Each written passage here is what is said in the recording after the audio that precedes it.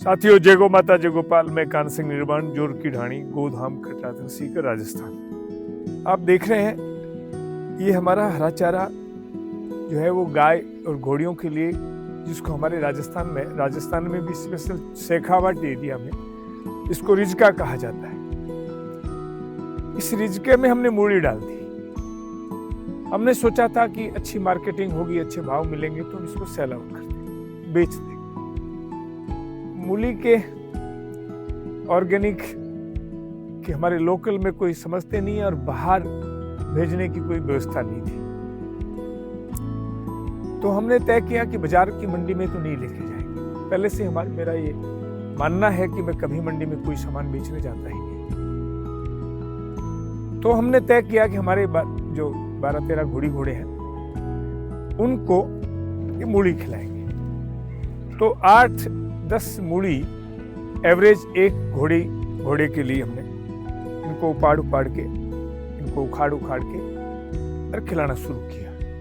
उसका फायदा ये है कि हमारे घोड़ों की पाचन शक्ति जो है उसमें काफी इजाफा हुआ और उनकी आंतें, घोड़ों की बीमारी का मूल कारण उसका पेट होता है और किसी बीमारी से घोड़ा का कुछ भी नहीं बिगड़ता।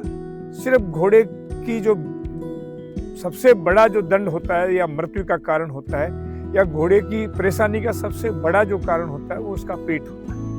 और पेट की बीमारी, पेट की आंतों को क्लियर करने का, कब्ज हटाने का इस मूली से बड़ा कोई स्रोत नहीं है। तो इन सब बातों को लेकर के हम रोज दोपहर में करीब, अभी ये मूली उपाड़ेंगे और करीब 11-12 बजे जब सूर्य भगवान अपने यौवन पे होंगे तो इनको पानी से धो करके और पत्तों सहित सब घोड़ियों को हम नाप पे के हिसाब से जो है डाल देंगे। वो दोपहर में खा करके एकदम मस्त हो जाएंगे। अब उनकी पोजीशन कंडीशन बहुत शानदार हो रही है। इसके साथ ही फिर शाम को ये रिजका काट करके वो रिजका हरा चारा डाल देते हैं। अब इसमें आप देख रहे हैं ये हमारी वही सरसों खड़ी है।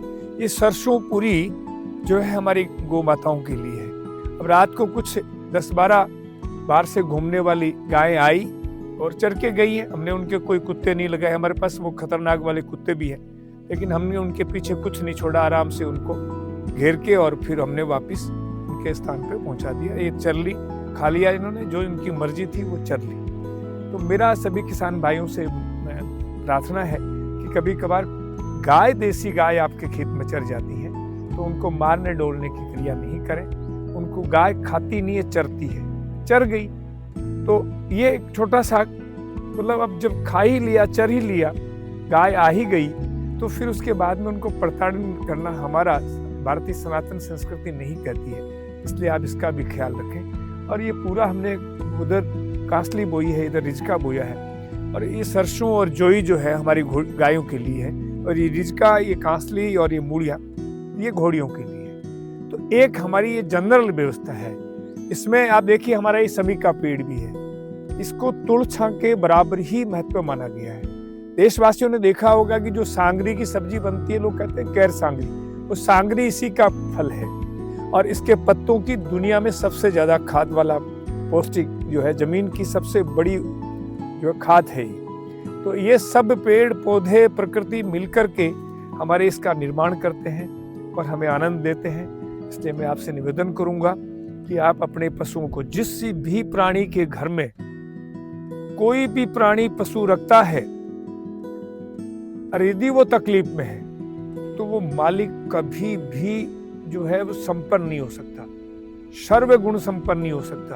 उसके घर में कभी भी जो है वो लक्ष्मी और शांति का दोनों का वास नहीं हो सकता। इसलिए जो भी धन रखें उसको प्रेम पूर्वक रखें, पूरा जो है ध्यान रख के रखें उसको। यदि वो समृद्ध होगी, वो यदि आपको जो है वो दुआएं देंगे तो आपको आगे बढ़ने से दुनिया की कोई ताकत नहीं रोक सकती। इसलिए जितने भी हमारे गाय, भैंस, बकरी, भेड़ जो भी पालने वाले लोग हैं, ऊंट, घोड़े, जो भी पशु पालते हैं, जो भी गाय माता पालते हैं, उन सबसे मेरी प्रार्थना है कि वो उनका ध्यान पूर्वक ख्याल रखें, उनके खाने पीने का, नेचर से, और उसके अनुसार फिर उनका आचरण करें तो आप फलीभूत होंगे। ये देसी हमारी गायों की खाद की और हमारी प्राकृतिक खेती की करामात है। इस खेती को सिखाने में मुझे जो सबसे ज्यादा इस लाइन पे को लाए तो वो सुभाष जी पालेकर लेके आए। सुभाष जी पालेकर मेरे यहाँ बहुत दिनों तक रुके, हमें खूब स्नेह दिया और हमने पूरे प्रदेश में उनकी सेमिनारों का आयोजन भी किया।